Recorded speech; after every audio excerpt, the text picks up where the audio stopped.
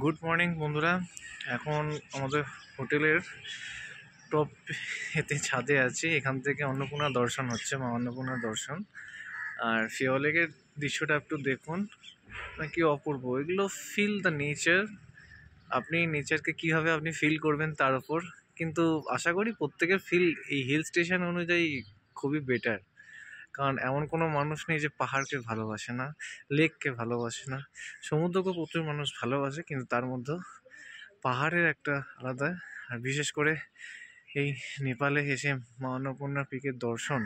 এবং কালকে যখন আমরা সাইড সিনে যাচ্ছিলাম, একটু ওয়েদারটা মেঘলা ছিল, যাই হোক তার মধ্যে কিন্তু আমরা মাঝে মাঝে কখনো মেঘলা কখনো রোদ্দুর, তার মধ্যে আমরা পেয়েছিলাম অন্নপূর্ণা রেঞ্জের বাকি পিকগুলো। দেখুন ফিওর লেকের উপর এই যে নেচার, মেঘ ছুঁয়ে যাচ্ছে ফিওর লেক সংলগ্ন এরিয়াগুলো দেখার মতো। আর গোল্ডেন ফ্লেভারে যেন জল জল করছে মা Annapurna. This is the morning view. আজকে আমরা কাঠমান্ডু যাব।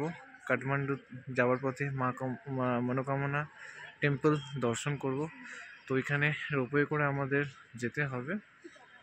তো তখন আবার আসবো। আপাতত এখানেই রাখছি, পরে আবার ফিরে আসবো। টাটা, বাবাই।